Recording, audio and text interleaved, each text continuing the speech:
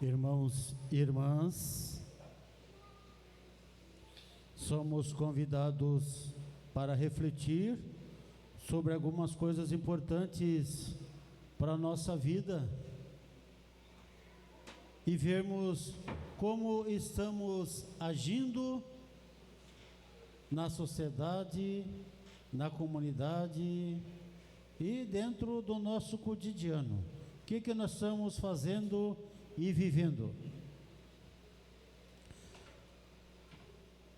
Quando celebrei de manhã, eu estava falando que na primeira leitura que nós ouvimos da profecia de Amós, é um texto pequeno, mas mostra muitas coisas que acontecem até hoje. Acontece muitas vezes, principalmente com as pessoas que têm dificuldades de falar, de compreender, e os outros sobem em cima e escravizam. Quantas pessoas nesse ano, outros anos, foram libertas do cativeiro, onde eram mantidas como escravas, trabalhando de graça, não tendo sustento, não tendo o que comer, trabalhando sem dignidade, trabalhando. Uma pessoa que você levava a casa nem imaginava que aquela pessoa fazia isso, mas tratava o outro como escravo. E Amós, desde aquela época, já dizia: olhe, vocês têm que ouvir, vocês que maltratam os humildes e causais prostrações dos pobres da terra. Aí ele diz assim, para aquelas pessoas que tinham posse, comerciantes: quando passará a lua nova para vendermos bens à mercadoria? E no sábado para darmos pronto saída do trigo, para diminuir medidas, aumentar pesos e adulterar balanças? Amós já falava isso há muito tempo atrás. E hoje não é diferente. Quantas pessoas são enganadas?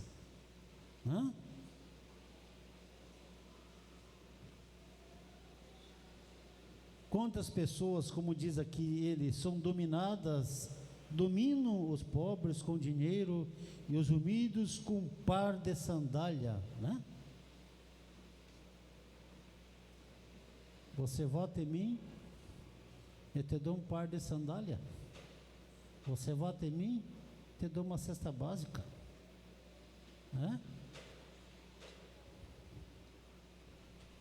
É muito triste isso. Isso acontece lá já no Antigo Testamento, e é hoje. Essa leitura é para hoje. E muitas vezes nós vemos e não fazemos nada para combater isso. Vamos vender o refúgio do trigo. Ele é simples, ele come. Ele come arroz com caruncha, não tem problema. Muitas vezes nós pensamos assim.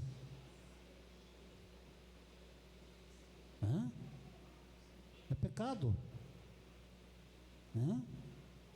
Por isso que ele diz: por sua soberba de Jacó jurou o Senhor, nunca mais esquecerei o que eles fizeram. Deus, não adianta você fazer isso escondido, Deus vê tudo. O Salmo 137, tu me conheces como me levanto, quando me deito. Não adianta. Né? Nós temos que pensar, o que nós estamos fazendo? Né? Nós temos que ver isso dentro da nossa vida. Tantas coisas estão acontecendo, quantas coisas, pessoas estão perdidas, desesperadas, eles vão para ruas, por quê? Porque foram enganadas.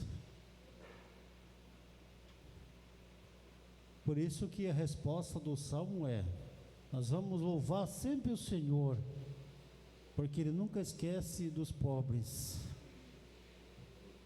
Ele está lá, sempre dando força para ele se erguer, para lutar, né? Para sempre ele ter essa força, para ele vencer um pouquinho tantas das dificuldades. E é nesse sentido que no texto do Evangelho de Lucas, que Jesus fala uma coisa importante. Ele fala da história do homem rico que tinha um administrador que começou a enganá-lo. Começou a pegar uma parte para ele dos bens que ele tinha. E ele descobriu e disse: você está me enganando, você vai ser mandado embora. E que ele disse: e agora? O que eu vou fazer? Toda a minha vida trabalhei em escritório, na administração. Eu não sei cavar, eu não sei pedir esmola, eu nunca precisei disso. Quantas vezes as pessoas perdem emprego e ficam com esse momento de refletir, né? Por que eu perdi o emprego? E aqui mostra, ele enganou o seu patrão, mesmo assim, para que ele recebesse, que ele fosse na casa das pessoas e fosse recebido na casa. O que ele fez? Ele pegou os devedores do patrão e disse: ó, você deve 100, marca 50, você deve 50, marca tal, né? E recebeu. E o patrão ficou, né, feliz com aquilo com ele, né? Porque ele foi esperto. Ele usou de sabedoria para fazer as coisas, mas Jesus deixa bem claro. Jesus diz: os filhos das trevas são mais inteligentes do que os filhos da luz. Por quê? Porque os filhos da luz, os filhos das trevas, eles têm várias maneiras de enganar as pessoas, né? Você não vê as fake news que tem por aí? As mentiras que tornam-se verdades.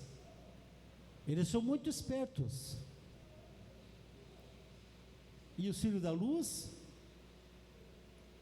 têm preguiça, né?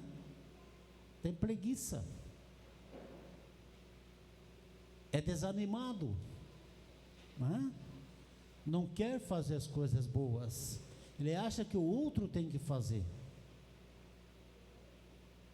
Então Jesus disse: é muito fácil fazer amigos usando o dinheiro que não é seu, usando o dinheiro dos outros, né? É muito fácil. Você pode usar o dinheiro também para fazer outras coisas. Os filhos da luz podiam fazer assim: olha, vou ganhar uma grana, vou pegar uma parte, mas a outra eu vou fazer caridade, eu vou ajudar as pessoas, eu vou fazer grandes coisas. Mas às vezes não faz. Então Jesus diz: se você é capaz de fazer pequenas coisas, vai fazer grandes. Mas se você não é capaz de não fazer, quem vai dar uma administração para você, se você não é capaz de fazer das coisas dos outros, nem com a sua você vai fazer? Então mostra para nós que nós devemos realmente perceber o que nós estamos fazendo. Nós que somos filhos da luz, o que nós fazemos para as pessoas? O que nós podemos fazer? Porque o das trevas, eles fazem tantas coisas, para ganhar o outro, e nós às vezes não fazemos nada, temos preguiça. Vamos em tal lugar, não vou. Tem um lugar para ir, não vou. São coisas importantes e às vezes a gente tem preguiça de fazer. E Jesus condena tudo isso. Ele diz: nós temos que ser iguais aos filhos das trevas, saber administrar e saber fazer as coisas bem, sempre pro bem, nunca pro mal.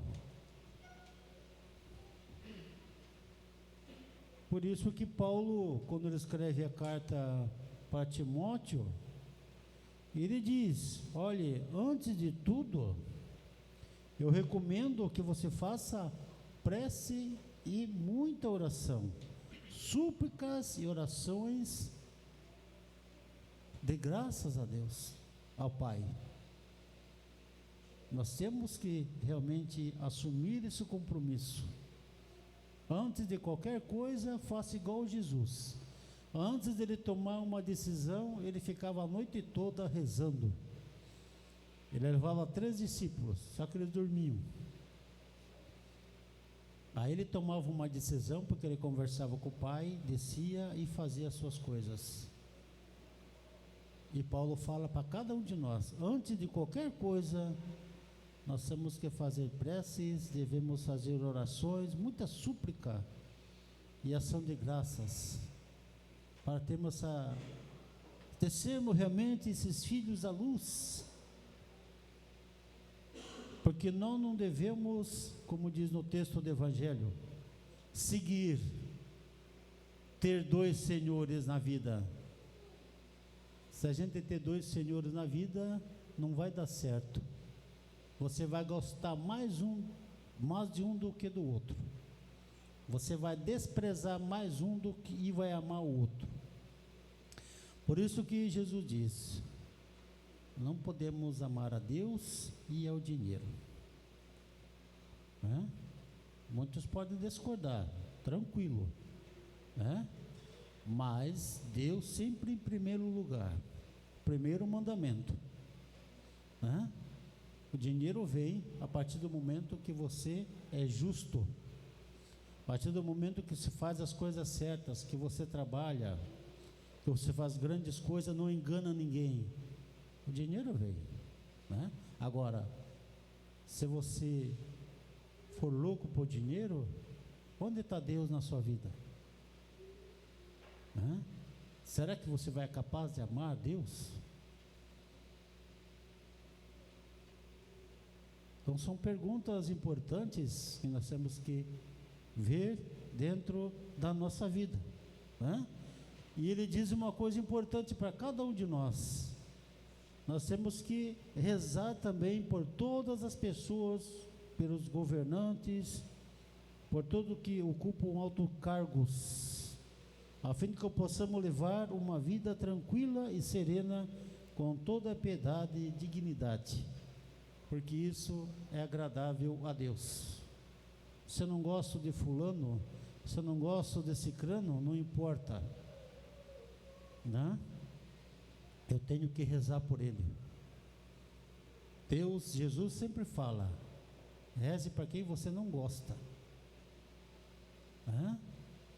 Para quem você não gosta, para tentar amolecer não só o coração dele, mas o seu também. Que às vezes eu falo: eu não gosto dele, aí eu briguei com ele, aí os dois são narcisistas orgulhosos, nunca vão se falar. Por quê? Porque nunca vai dar o braço a torcer para o outro. Então o importante é o quê? Reze. Quem sabe acontece algo dentro da vida da gente que a gente pode se encontrar por acaso e bater um papo e voltar, a ser feliz. Por que ele diz isso? Porque há um só Deus e um só mediador entre Deus e todas as pessoas, que é Jesus Cristo. É Jesus Cristo que nos dá força, nos dá paz. Por quê? Ele se deu a vida em resgate por todos nós. É esse Jesus que nós amamos, esse Jesus que perdoa a todos que faziam mal para Ele, Então ele diz: olha, eu dou testemunho, eu dou testemunho, porque eu fazia as coisas erradas, mas agora eu sou outra pessoa, eu sou um convertido. Então ele diz: quero, portanto, que em todo lugar as pessoas façam a oração, erguendo as mãos santas, sem ira e sem discussões. Ou seja, vamos rezar sem dor no coração, sem ódio, sem discussões. O importante é a gente rezar sempre juntos, como nós rezamos aqui, rezando assim sempre para Deus, agradecendo pela vida que eu tenho, pela comunidade que eu pertenço, pela família, por tudo, sem mágoa no coração, senão não adianta nada, O mais importante é acreditar nesse Deus, que Ele pode fazer a diferença na nossa vida, e nós fazer a diferença na vida de todas as pessoas que nós podemos conversar e dizer para ela: Jesus ama você, eu também. É fácil? Não é? É fácil, basta querer e fazer como Jesus. Louvado seja nosso Senhor Jesus Cristo. Juntos, creio em Deus Pai, Criador do céu e da terra, e em Jesus Cristo, seu único Filho, nosso Senhor, que foi concebido pelo poder do Espírito Santo, nasceu da Virgem Maria, padeceu sob Pôncio Pilatos, foi crucificado, morto e sepultado, desceu à mansão dos mortos, ressuscitou ao terceiro dia, subiu aos céus, está sentado à direita de Deus Pai Todo-Poderoso, e onde há de vir a julgar os vivos e os mortos. Creio no Espírito Santo, na Santa Igreja Católica, na comunhão dos santos, na remissão dos pecados, na ressurreição da carne, na vida eterna. momento de nós elevarmos a Deus e fazermos as preces. Cada um em particular, em pensamento, também pode fazer a sua prece a Deus. A cada prece rezemos: Senhor, venha o vosso reino de amor e justiça. Senhor, Venha o vosso reino de amor e justiça. Para que o Papa e os bispos, em sua missão de testemunhar a fé e ser voz profética contra as injustiças, sejam permanentemente sustentadas pela palavra de Deus, rezemos. Senhor, venha vosso Reino de amor e justiça. Para que os governantes administrem os recursos públicos com ações correspondentes à lógica solidária do reino de Deus, rezemos.